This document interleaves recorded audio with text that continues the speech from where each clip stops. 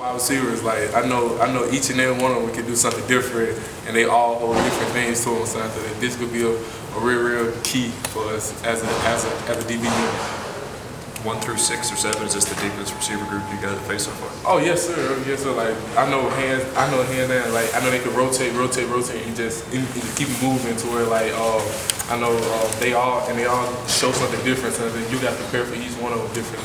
How much of a challenge is that can be for you guys? You think they're rotating fresh bodies in and out? You guys trying to stop it?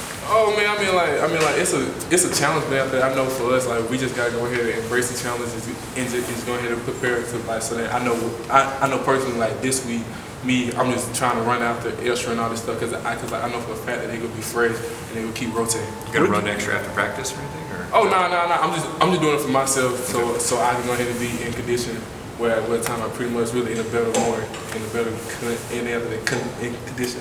What have you seen from your receivers in the ones-on-ones? Kirby said you guys did some ones-on-ones during the bye week. How'd they look to you? What did you see from them? Oh man, they just getting better. Like I know that that's our main focus in the whole bye week was just to improve. So that I know that they getting better and we getting better. How much does it help having Tyson back this week? Oh man, it's tremendous. It just brings more depth to us. So I know for a fact he got some leadership in him, and after that he played last year a lot, so that he already know what's going on, and just having him back is great. How does Lawrence Cager look out there this week? Coach said he's back out and running around. Oh man, he's looking basically like his old self. Like I mean, like Cager is back to himself. Like he giving you the great routes, he giving you the aggression, everything that you want in him. How much credit did you give Mel Tucker to kind of get you kind of where you are as a player? Oh man, I give him a lot of credit. Like I know that he was the one that took a chance on the 3-star speeder that a lot of people just looked at as a track guy and all. And then after that, but I know he looked at me as a football player, so that I take a lot of credit for him. Where were you going if you didn't get an offer here? I was planning on going to Ole Miss. I'm trying to be a Rebel. Had you committed or? I haven't committed, but I was just like, that was my whole goal. I was going to Ole Miss. I was trying to remember, were you a signing day? Yes, I was a signing day. Okay. So when exactly, what was the timetable that week on the offer and commitment? I had that offer, I had got the Georgia offer like right after my last game. And then everything just started trickling down. I was still a Rebel. Till like 2 weeks before signing, I was a dog. What changed your mind? It was just like the culture here and all this stuff that once I took my official visit here, it was just something I just couldn't pass on. Did you always think that you were going to be a quarterback, or does it kind of surprise you looking back on it that you are where you are now? It surprised me, I'm not going to lie. Like I know growing up, my whole life, I was a running back until like I hit a growth spurt and all this, and I just got tall, but then I could add on the weight with it. So I was like basically like pretty much like a running back, and then until like my junior year, I started getting interest as a corner, and I was like, oh man. And then I wanted to play in bigger level, bigger school and all this stuff. So I just took on the challenge to be pretty much a corner. When did that growth spurt happen? 8th grade year, my growth spurt started happening. That's when I started getting bullied more, and I was it was just once I hit my growth spurt, it wasn't a good time for me pretty much. You went from what height to what height in that 8th grade year? I went from about 5'4" until like pretty much 5'11", going close to 6 foot to where I'm at now. How important, you mentioned why you sort of picked Georgia. How important was your family and sort of being close to them a factor in that as well? Oh man, it was really, really important because like I know like I'm a mama boy.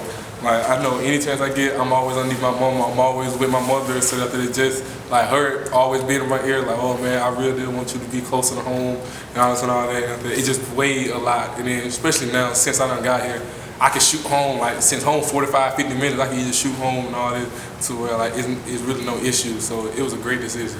You guys have some impressive numbers defensively, and against the pass and against the run.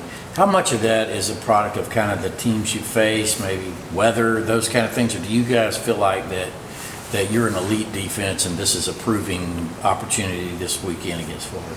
Oh man, I mean like we feel like that we are an elite defense, but we just gotta prove it in week and week out because like every other week is different, and this one is a different week against a different opponent, and we just gotta go out here and just show everybody like, oh man, we trying to be the top-notch defense.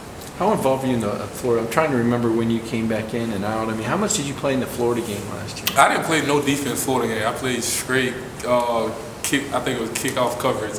That's the only thing I played. Other than that, I didn't play no defense Florida. Can you just reflect on just how far you've come, since then? I mean, now you're kind of being looked at as the lockdown guy, and last year you weren't even in defense against Florida. Oh man, it's just a tremendous journey. Like I can't even put my own words into it, because to where I'm at now to where I was last year, it was just like a big flip. It was like a big change to where I'm shocked, and shoot, I got people back home that like shocked for me, like, oh man, I didn't even see it coming. So I mean, like it's just a bonus, like a big old bonus to where. How do you keep the chip on your shoulder, Eric? How do you maintain that humbleness, even though now you're kind of a star? Oh man, it's just like just pretty much. I know for a fact that I remember that I wasn't a star player. I wasn't this. I wasn't that. So I always go back in my book like, oh man, I know for a fact that somebody else underneath me is even more hungry, even more dogged, and all that, to where they trying to get to where I'm at. So I can't slip up. So in terms of the Georgia Southern player who passed away last week, Kirby Smart was saying that he reached out. You guys reached out as a team. So what does that mean for y'all to reach out to Georgia Southern like that? And then also, how important is mental health from a player perspective and as a team perspective? Oh man, it's just a big thing, because like, I know pretty much we all like a family, like outside of football, like outside, like I know that outside between the lines and all that stuff, we might be enemies, but I know outside we all family, we all this, so then I know we can be here for each other. With the mental part, you just gotta know, like, oh man, like you always gotta have somebody that you know that you're comfortable with, that you can easily comfort, talk to, and all that stuff. And that's what pretty much we try to be here. Like we all try to be somebody's brother, somebody like person that pretty much they can go to when need us. And after that, we don't want to be in a position to where somebody feel lonely or somebody feel left out. If I'm not mistaken, you have the same streak going that DeAndre Baker had going on last year. That no touchdowns allowed all season. I ain't even noticed that, huh?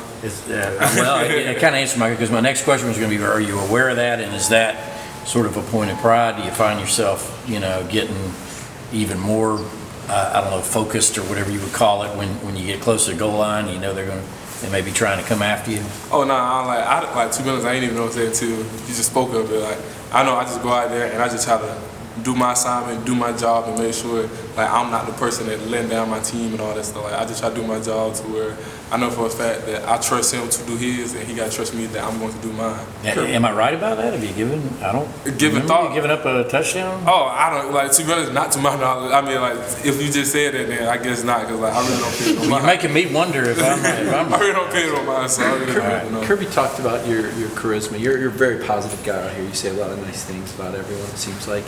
Do you ever play angry? Is there a different guy under the helmet between the lines? Or is this just who you are? Oh no, it's just a totally different person. Like once I get the helmet on and all this stuff, like it's game time. All this little smiling, all this like you don't really catch it unless you come to the sideline and I'm just chilling. I'm like, yeah, I just done did that. But then I know other than that, nah, I'm straight. Like there's a different side of me on game day. So you're not complimenting the receiver saying, man, you're the best guy lined up? Oh, nah. It's none of that until like after the game where I go, okay, then good job, appreciate it. You got me there, and you got me here, but then I got you here and I got you there. But like, so it's just back and forth to where like, nah, it's like once I know for a fact once we in between them lines, all this smiling and all this goofiness, nah, it's all out the window. What was your reaction, yours and sort of the team's reaction when you heard your former teammate Brenton Cox was going to be transferring to Florida? Oh man, I'm just proud of him. Like I mean, like this, like that's his decision, that's him. Like I know that I'm going to support him either way, because like he was my dog here and he's still my dog there. So I mean, like I'm really happy for him. Kirby talked about this game as a more professional atmosphere without the student section and 50-50 split crowd. What stands out as unique about this rivalry to you?